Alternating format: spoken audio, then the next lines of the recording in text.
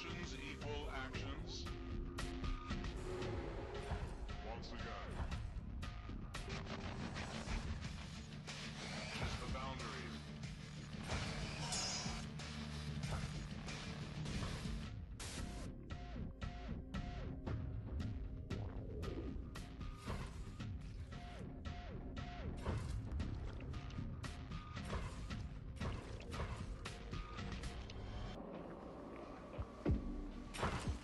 I conceived the ultimate act. I pushed the boundaries of suicide, art, even death itself. I paid the price for immortality in more ways than one. Be careful what you wish for. You just may get it. Sick as it is, though, you gotta admit, there's something about it. I don't know. Looks kind of cool. Look at this.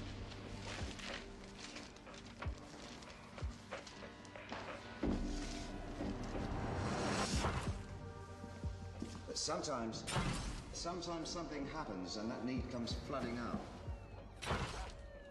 Whatever the circumstances, the hunger inside you will take over. And you will pay everything you have to satisfy it. Everything and more.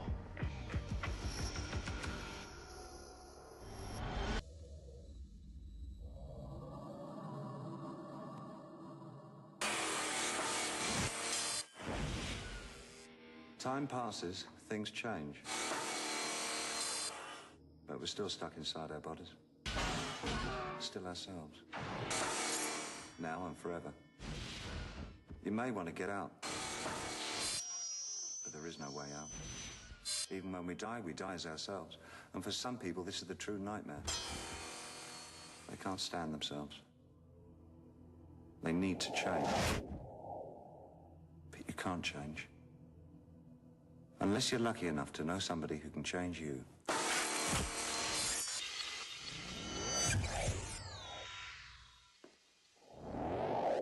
Dye your hair, paint your face, tattoo your body.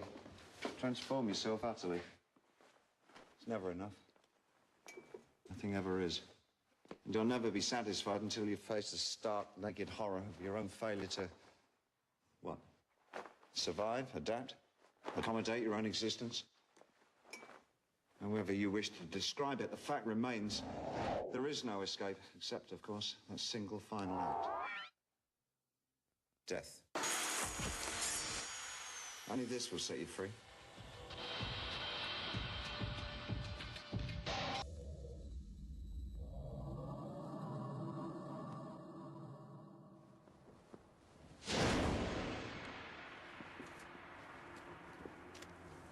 All living creatures are inherently fascinated by death. After all, it's how we define life, isn't it?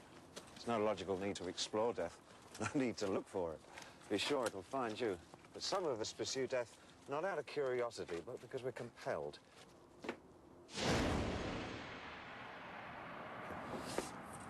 Facing death is easy. Facing life is hard. Sometimes the need to escape is inescapable, whatever the cost. Even when you know the only way out is the only way out.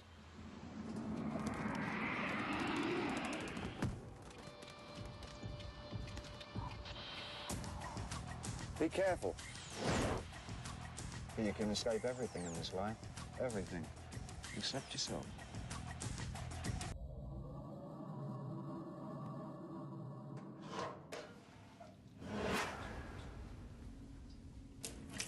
Most people hide from their fears. We call them cowards, but they tend to outlive the brave. Some fears are too great to be ignored. Too relentless to flee. Sometimes there's no option. Just turn and face your fears and see what happens.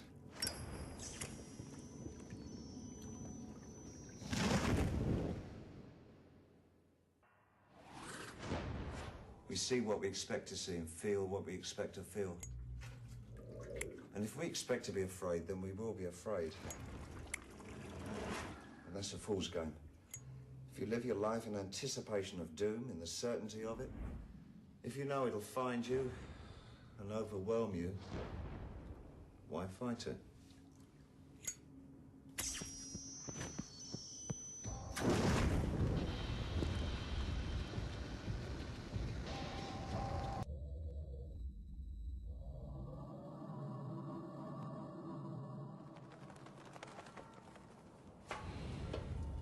Death comes for all of us in one form or another. Violent ends, suicides, murders. That's the norm around here, of course. But whether we scream in defiance or open our arms in welcome, our end is waiting. If we're especially lucky, we may, in our dotage, imagine that we know the day of our own demise. We may be given a final chance to settle our accounts before we shuffle off this mortal coil. Such a chance is rare and difficult to achieve. But when the end of the day is near, and you know that tomorrow will not come, will you have the grace to rest in peace?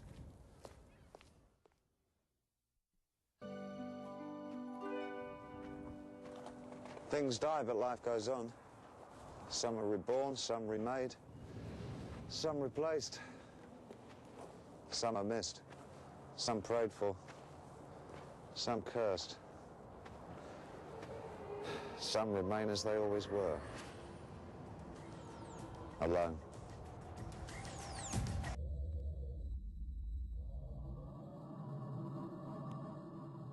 So many choices in life.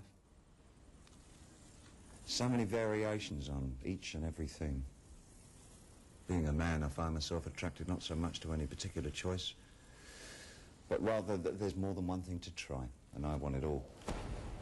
For most men, the thrill of the hunt is both our blessing and our curse, the bane of wives and the boon of escort services.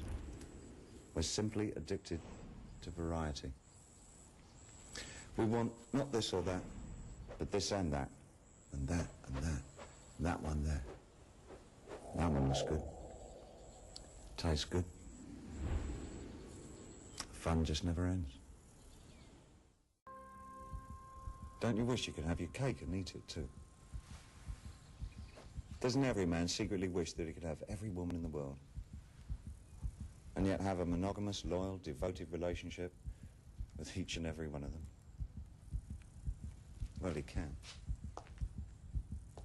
Maybe unfair, even abusive.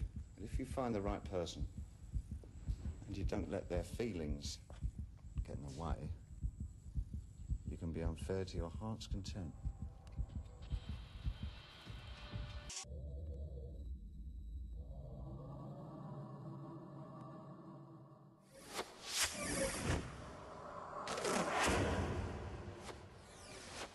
Nobody wants to be a nobody. Everyone, be they ever so humble, wants to make something of themselves. The question, of course, is what? Who exactly would you like to be?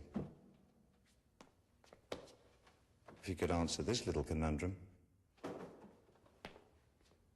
nothing could stand in your way.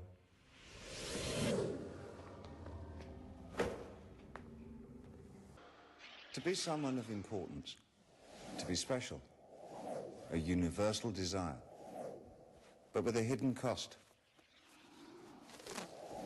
For if you wish to rise above the masses, you must separate yourself from them.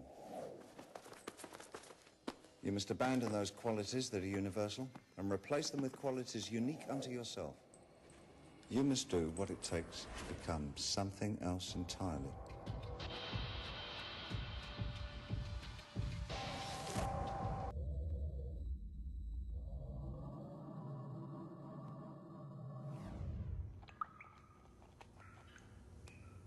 Nothing in the history of the world has caused more pain, more violence, more wanton destruction than love.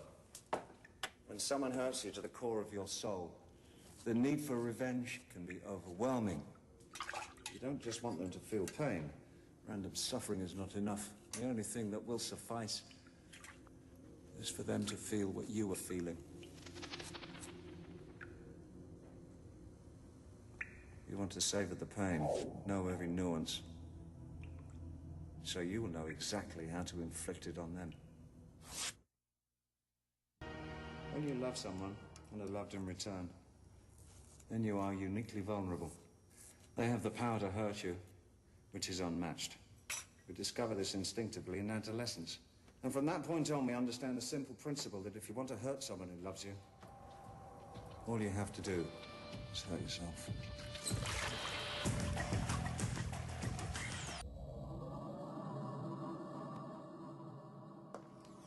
Beauty, it is often said, is in the eye of the beholder. What if the beholder can't see it?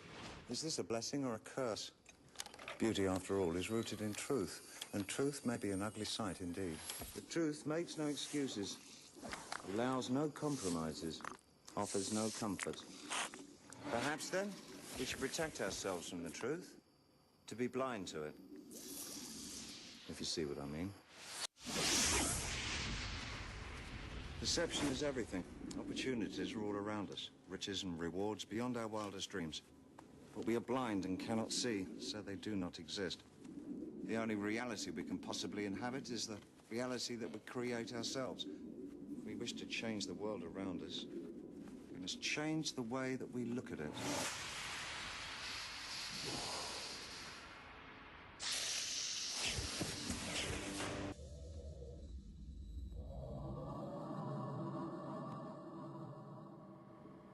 Each of us is unique. Of course, that's a given. But some of us are more unique than others. Some of us have a hard time fitting in. We just don't seem to belong.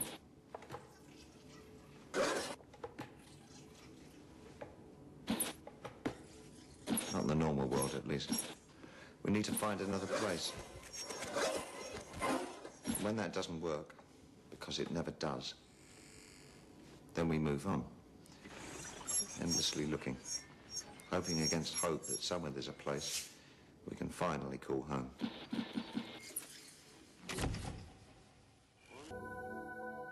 We all look for acceptance in this life. Some of us change to get it. Others cannot change so easily. We must be accepted as we are, warts and all. And if we're dangerous, the real acceptance can only take one form. We must be removed. We must be broken before we break again. We must be made to fit in.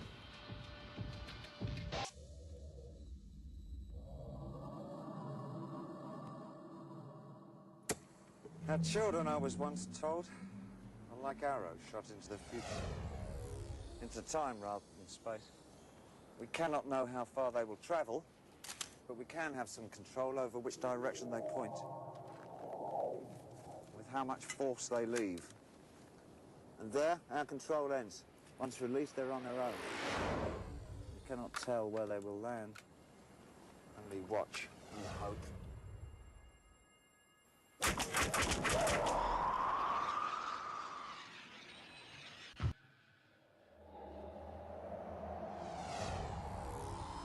We try our best for our children.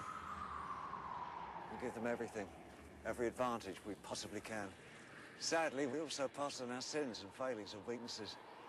And so sometimes we know exactly where the arrow of our loins will land, because we've given them no choice but to end up where they'll do the most damage.